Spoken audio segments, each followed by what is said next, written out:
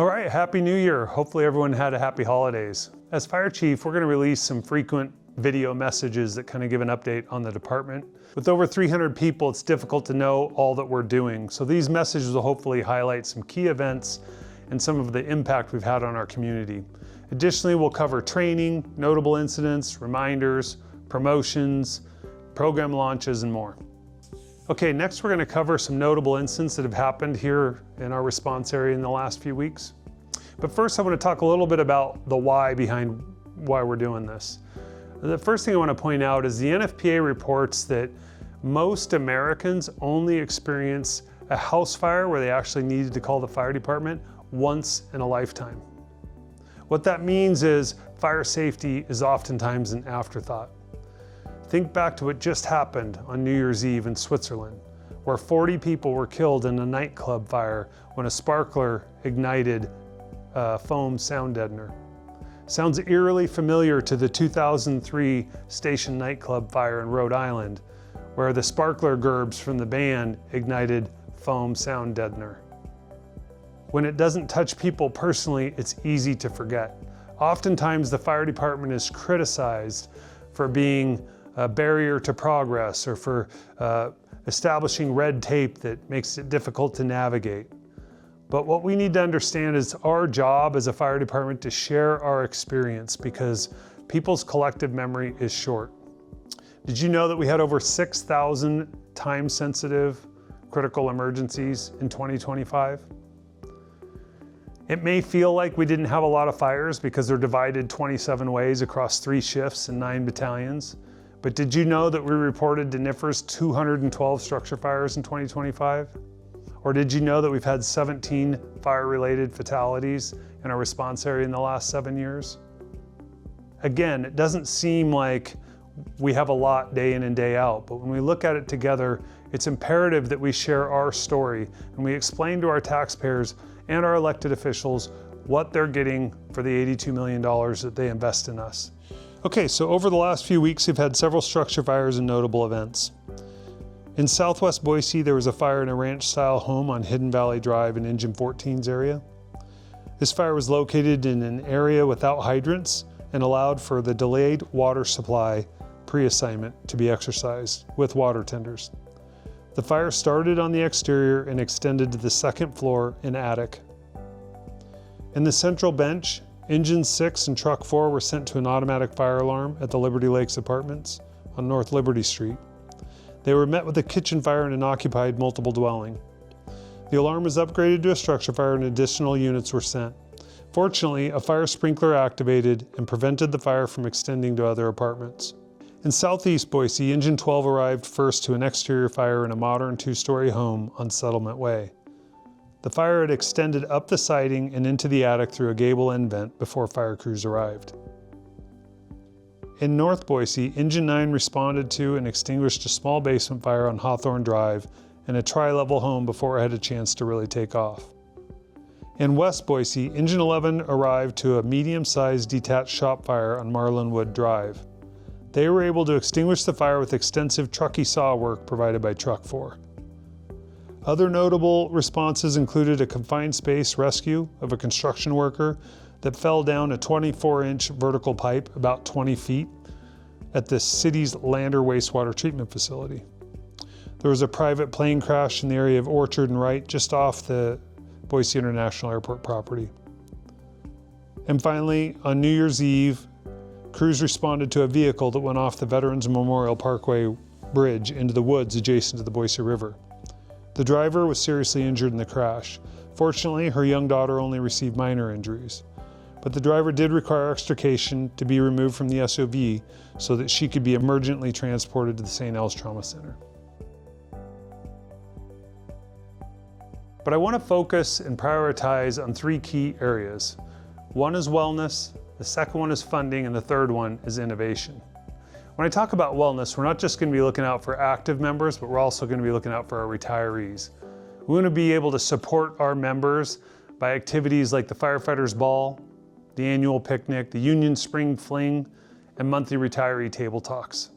We We also want to offer some financial education for those that want to attend. And then we're going to continue working with the Struggle Well program, which is really a prevention-focused wellness initiative. When I talk about funding, we're trying to identify ways on how we can maximize and enhance our resources to be able to improve our staffing, training, and response efficiency. For example, Captain Zimmerly has been reworking the Captain's Suppression Promotional Exam to improve the efficacy but also reduce costs. And Chief Lewis has told him he can reallocate those cost savings to being able to create a Truck Officers Academy. When I talk about innovation, I want to empower our members and leverage the latest tools to improve what it is that we do. That includes the expansion of our technology committee to those in operations. We also will continue to use data and analytics in conjunction with our community risk assessment and prevention programs. So for our January update and training, I just want to share that we've had multiple offerings of an instructor methodology class that was created here by Captain Chad Kane, and we've had really good feedback on that. We really want to give our officers an opportunity to not only know how to deliver a lesson plan, but really to be able to organize, to be effective as a leader and mentor. Also in the training space, we're getting ready to roll out our incumbent training at the end of January, which fortunately Chief Lewis was able to secure the ability for us to do some live fire training at the multiple strip malls out at the old Boise factory outlet that's getting demolished. Pretty rare, once in a career opportunity. Our truckies have already been taking advantage of getting some laddering and saw work done. Next, if you haven't seen it, The Secret List sent out a video documentary produced by the Los Angeles City Fire Department. And this video is called My Last Dying Breath.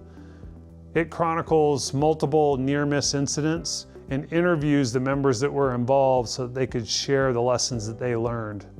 That video will be linked to our Inside page and also is included in the email we're sending out to retirees with this video message. Next, I want to congratulate some of our members that were promoted. First, Battalion Chief Greg Ramey, thank you for stepping up and accepting a special detail as the Division Chief of Operations. Chief Bolin is leading the process of selection for our next DC of Operations. The announcement went out last Wednesday, the 7th, and he's hoping to have the position filled in early March. Next, I want to congratulate Battalion Chief Brian Simpson and Captains Ed Schoenberger, Ethan Danielson, Rob Miller, and Josiah Nebaker. Okay, let's talk a little bit about the larger fire department vision by talking about the Master Strategic Plan. Our strategic plan is updated every year and can be found on the Inside page.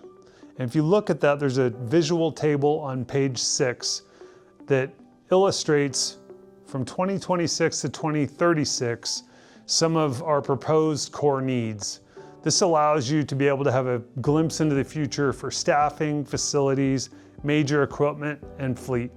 Now, this doesn't mean that the budget is allocated, and it doesn't mean that the timelines won't shift, but it gives you a little bit of an idea to see what our work plan is that drives our tactical reports.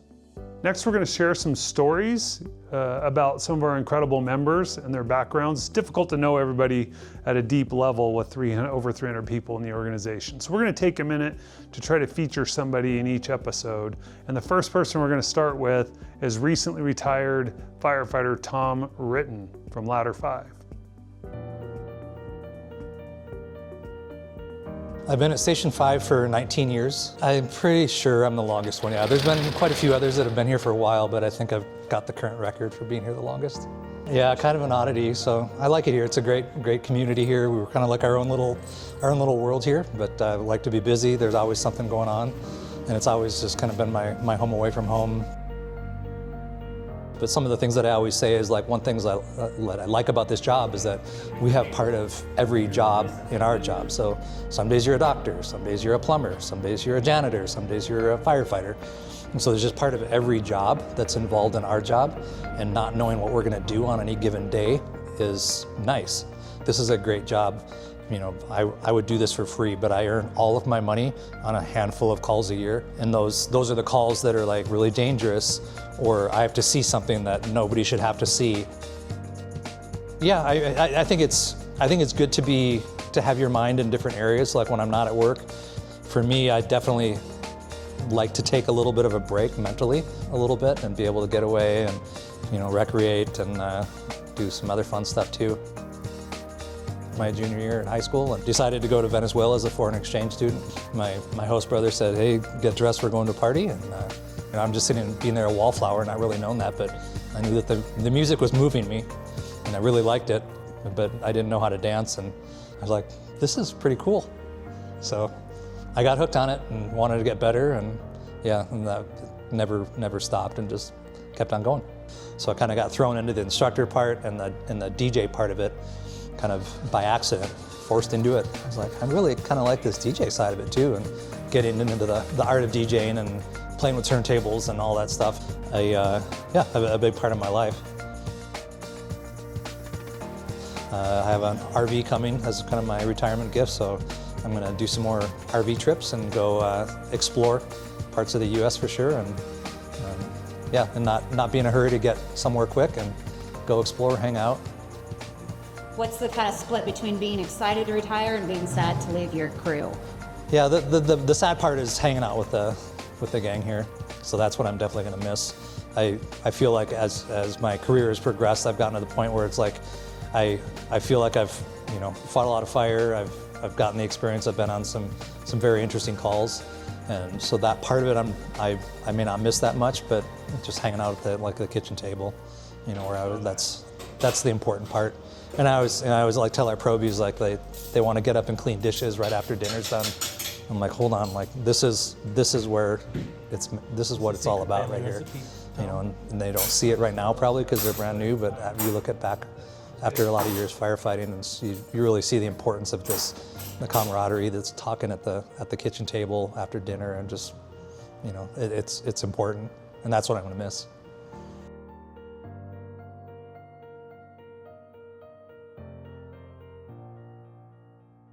Okay, next we're going to share a brief recap of the impressive rescue that 2 of our technical rescue divers performed in Hawaii County in partnership with the Idaho Army National Guard and their helicopter with hoist capabilities. Both of our members, Captain Chris Hendershot and Senior Firefighter Peter Hammett, were awarded life-saving awards at the famous Idaho Potato Bowl. Here's the story of their rescue mission.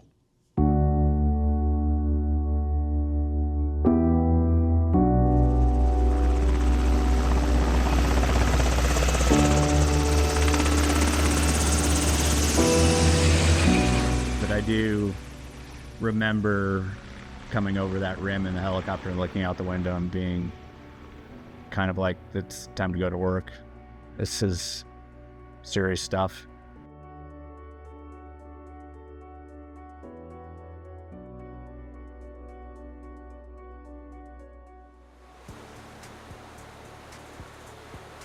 So think of a canyon and a river.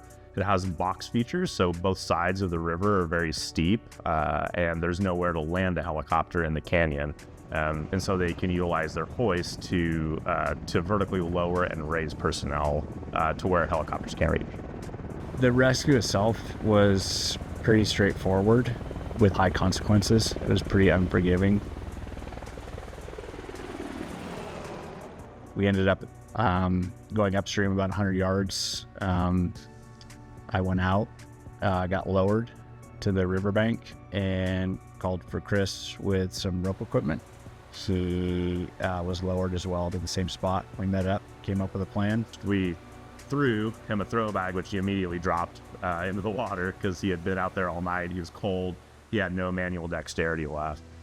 So we got another bag to him. He was able to catch this one, and then we talked him through attaching a releasable tether system to himself. And we were able to get him into the water and then immediately vector him to the shore above the features that we were concerned about.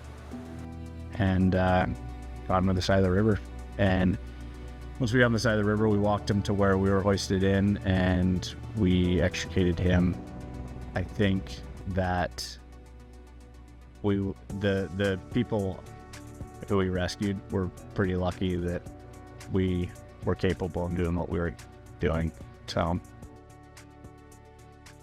I am humbly proud of what we did.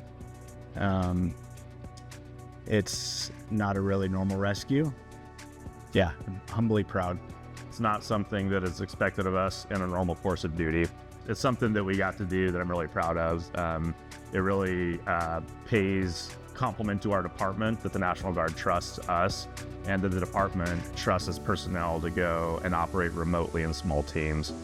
So it makes me proud of our fire department.